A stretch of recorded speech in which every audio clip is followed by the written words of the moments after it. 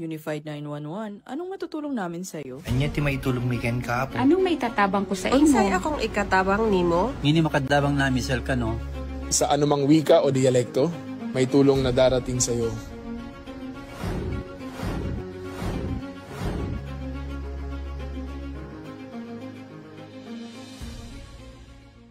Lilingkod sa bawat Pilipino at magbibigay ng tamang impormasyon para sa tahimik at maayos na Pilipinas. Police News Network, alagad ng batas, tagapagtaguyod ng balitang pulis, sandigan ng mamamayan, patnubay ng katotohanan.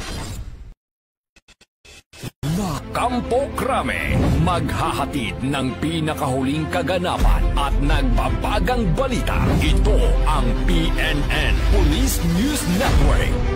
At ngayon, ang inyong mga tagapagbalita.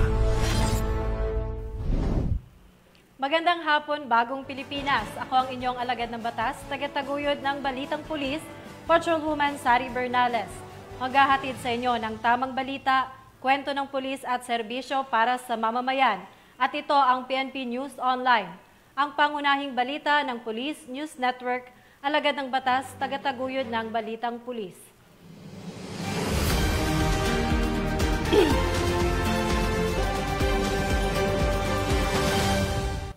Narito ang mga balitang dapat niyong abangan. 120 gramo ng shabu na kumpiska mula sa 2 individual sa Iloilo. Lalaking nagpaputok ng baril, arestado ng Bacoor PNP. 5 kasama sa inuman, nasa kote. At miyembro ng Communist Terrorist Group, nagbalik loob sa pamahalaan sa Eastern Samar.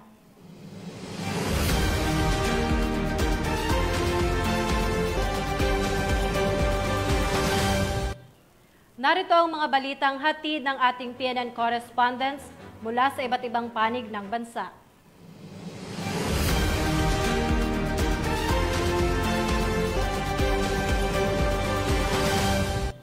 Simulan natin ang balita mula sa bahagi ng Luzon.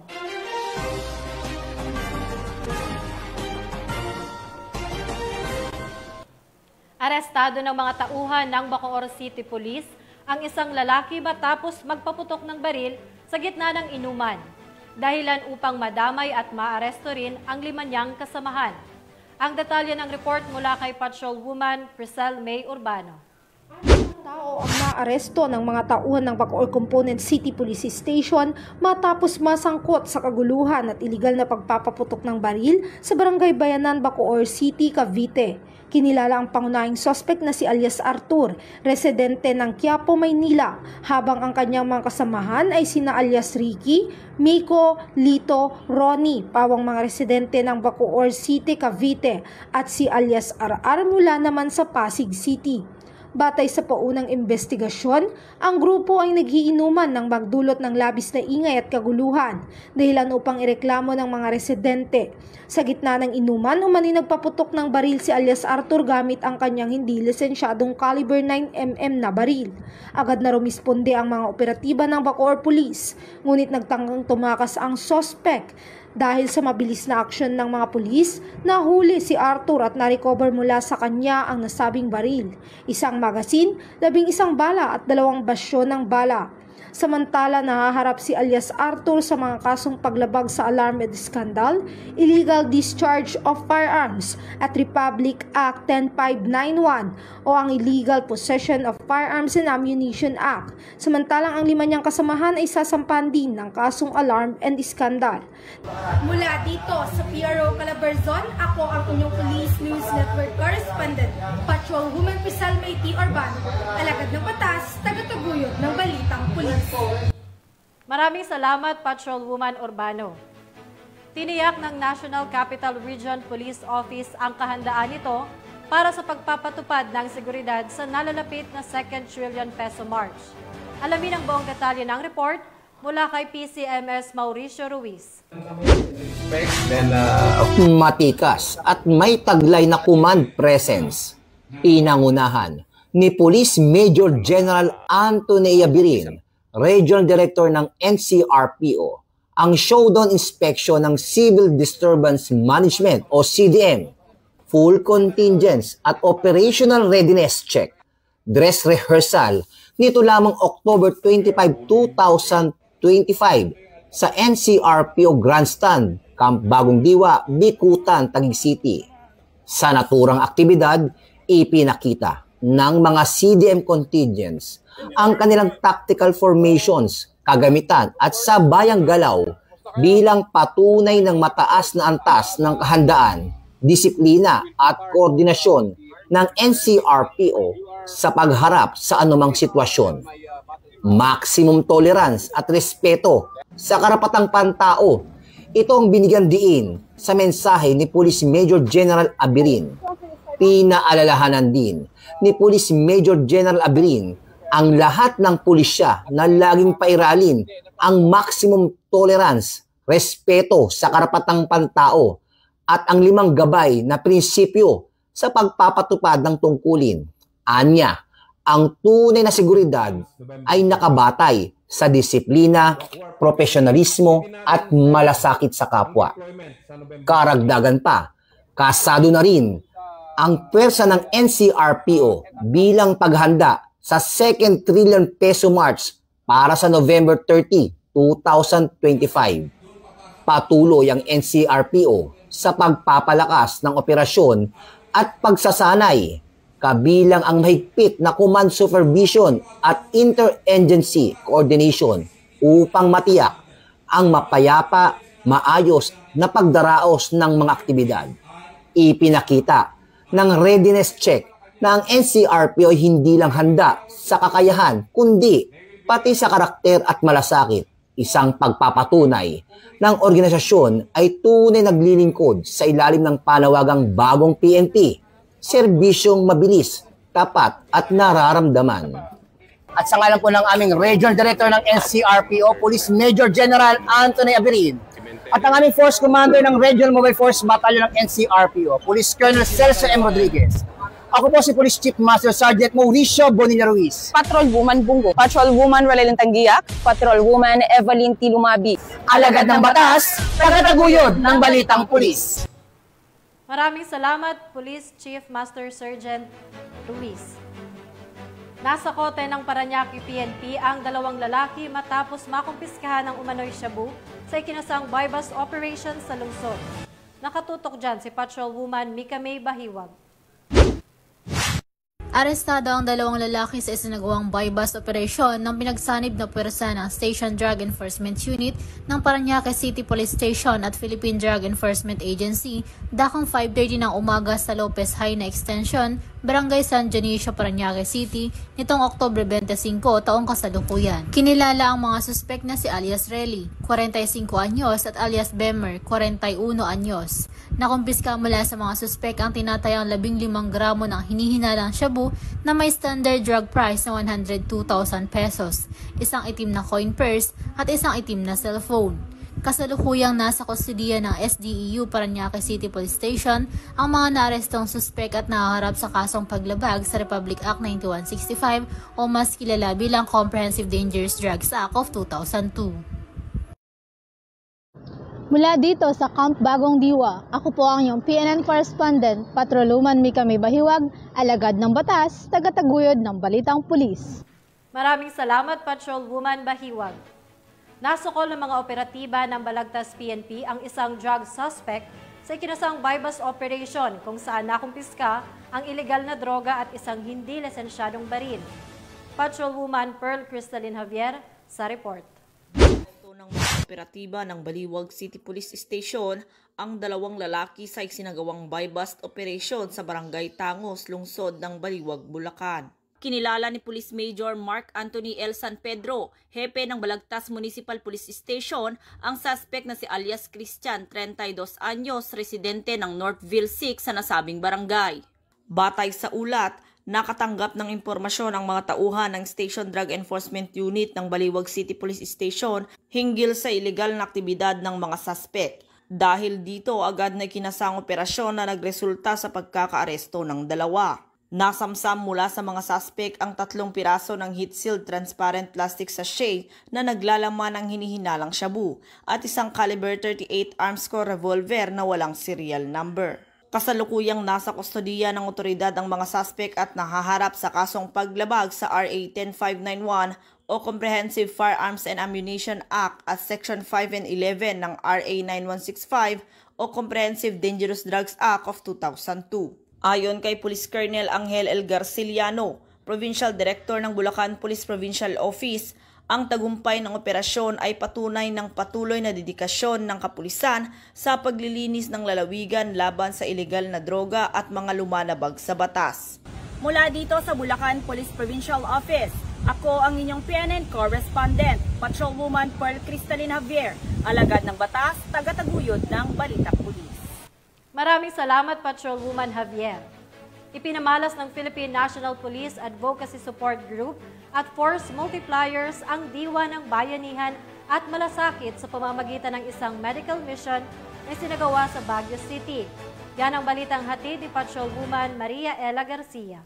Libreng medical at dental mission, hatid sa mga residente ng Barangay Pacday Quinio, Baguio City. Matagumpay ang sinagawang medical mission ng Advocacy Support Group at Force Multipliers ng PNP na ginanap sa Pacday Quinio Elementary School sa Asin Road, Baguio City.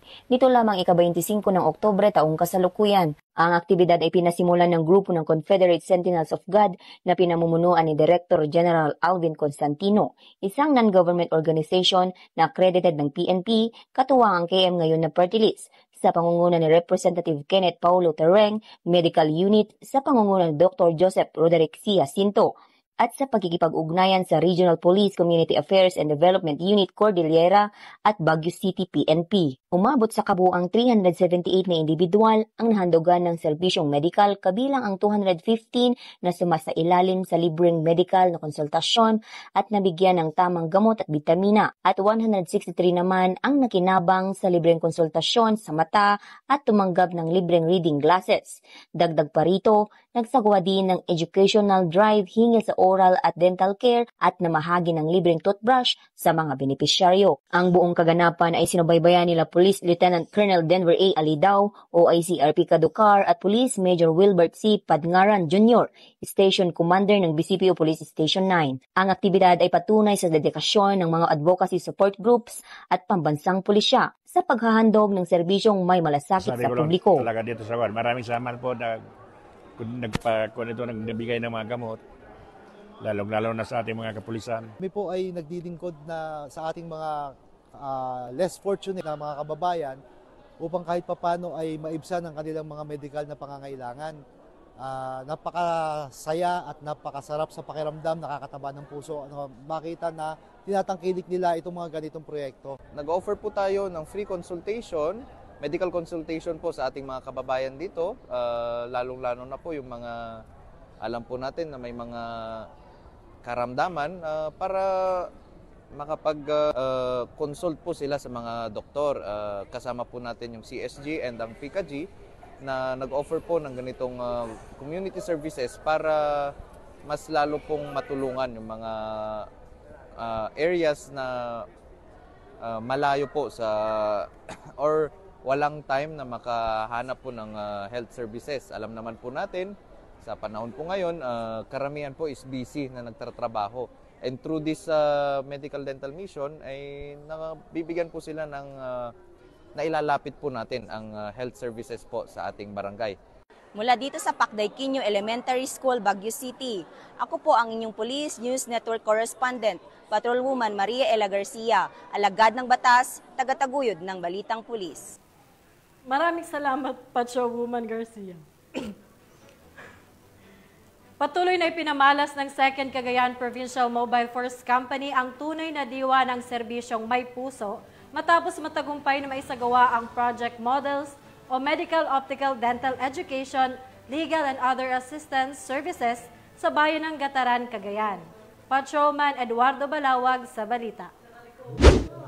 Revitalize Police sa Barangay o RPSB team ang kanilang dedikasyon sa tunay na paglilingkod sa mamamayan sa pamamagitan ng project models o medical, optical, dental, education, evangelism, legal and other services. Sa matagumpay na isinagawa sa Barangay Tanggalan, Gataran, Cagayan nito lamang Oktubre taong kasalukuyan. Ang aktibidad ay personal na dinaluhan ni Police Colonel Mardito Giangulwan, Provincial Director ng Cagayan Police Provincial Office, bilang patunay ng buong suporta ng pamumuno sa mga inisyatibong naglalayong maihatid ang serbisyo ng pamahalaan hanggang sa mga liblib ng komunidad.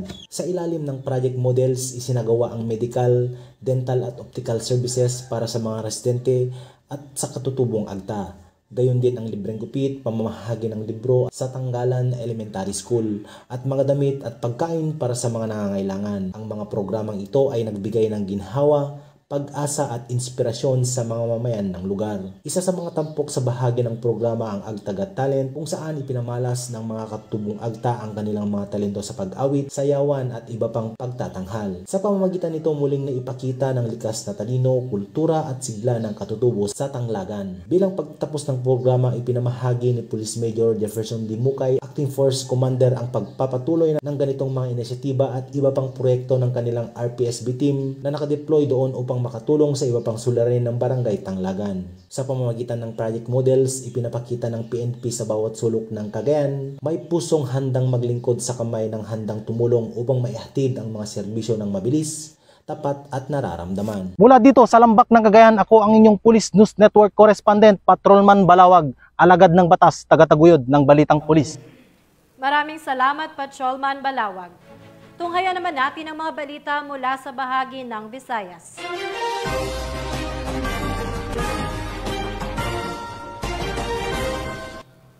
Mahigit 120 gramo ng hinihinalang shabu na nagkakahalaga ng humigit kumulang 800,000 piso ang nasamsam ng mga otoridad sa isang matagumpay na buy-bust operation na nagresulta rin sa pagkakaaresto ng 2 individual sa Iloilo City.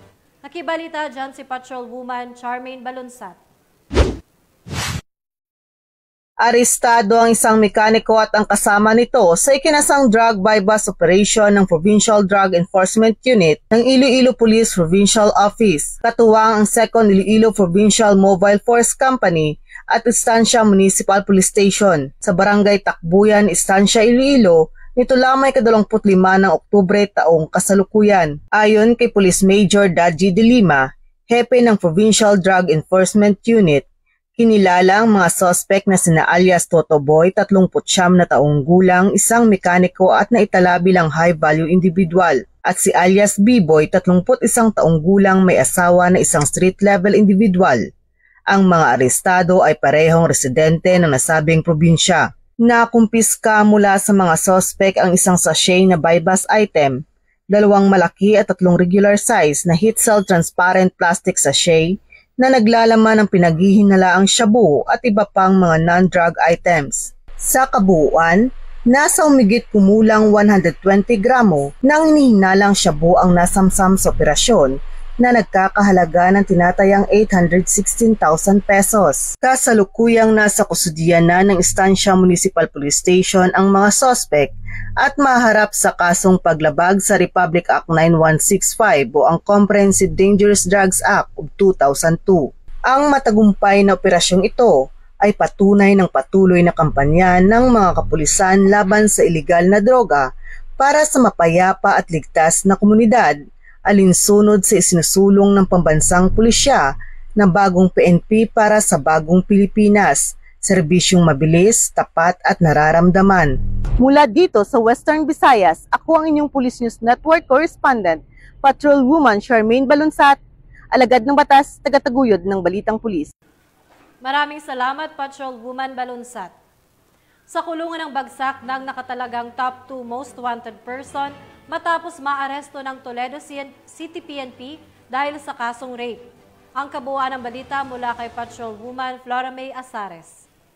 Mas reference ang top 2 most wanted person city level na may kasong paglabag sa Republic Act No. 8353 kaugnay sa Republic Act No. 7610 o Special Protection of Children Against Abuse, Exploitation and Discrimination Act. Matapos itong maaresto ng Toledo City PNP sa Barangay Bulongan, Toledo City, Cebu.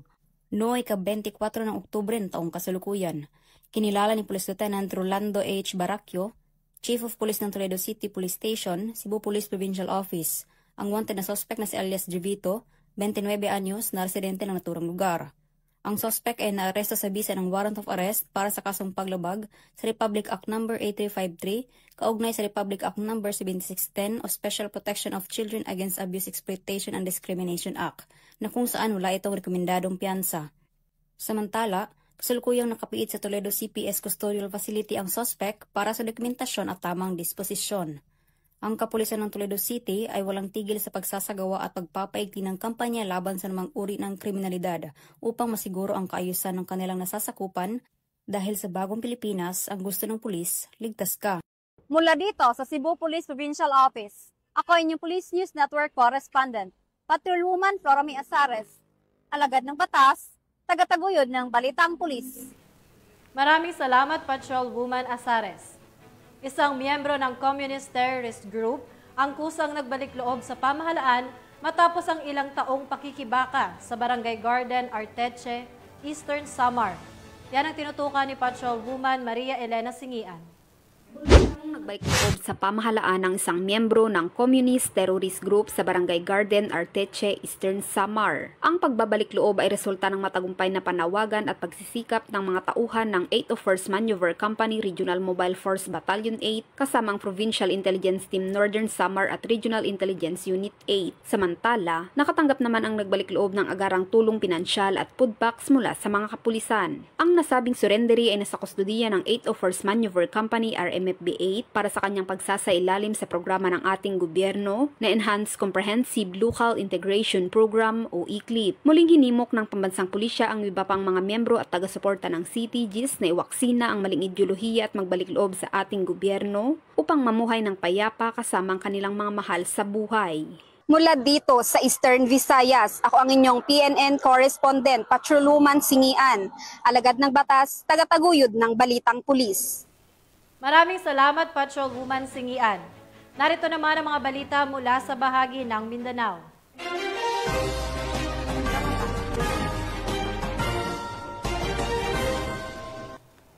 Walang takas ang isang delivery rider sa isinagawang buy-bus operation ng mga otoridad sa Pantukan, Davao de Oro.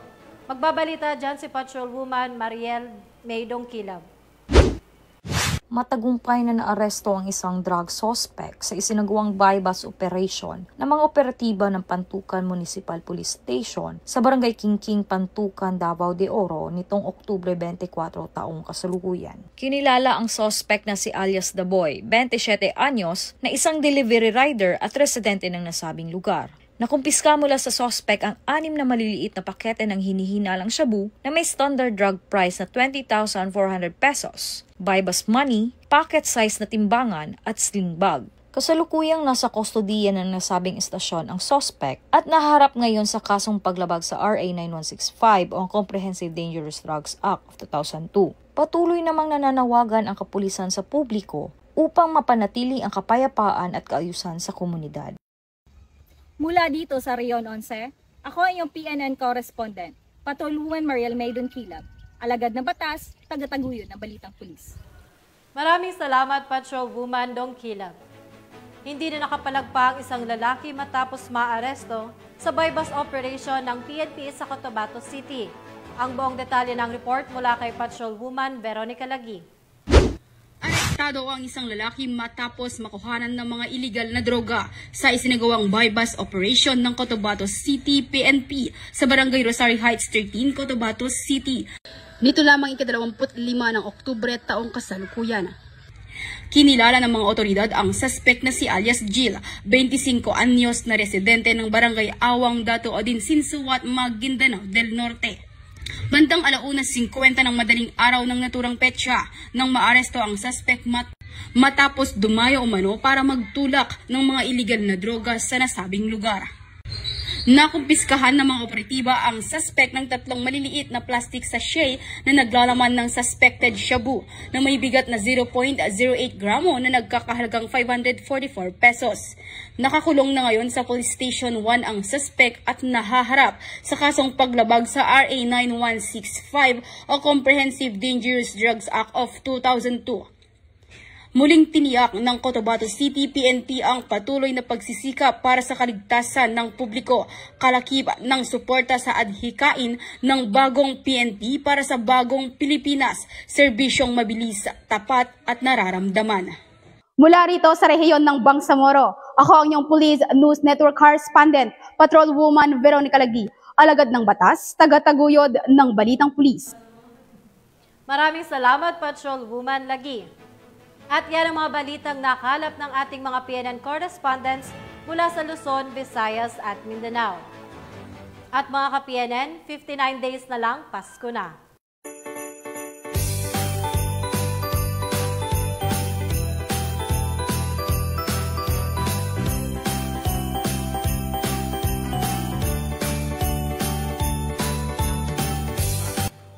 Sa ngalan ng pamunuan ng Philippine National Police sa pangunguna ni Acting Chief PNP, Police Lieutenant General Jose Melencio Nartates Jr.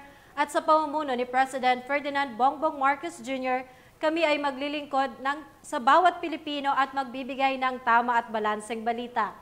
Kami ang bagong PNP para sa bagong Pilipinas, serbisyong mabilis, tapat at nararamdaman. Mula rito sa tanggapan ng tagapag-ugnay ng Pambansang Pulisya, ako ang inyong alagad ng batas, tagataguyod ng Balitang Pulis, Patrolwoman Sari Bernales. Maghahatid ng tamang balita, kwento ng pulis at serbisyo para sa mamamayan. At ito ang PNP News Online, ang pangunahing balita ng Police News Network.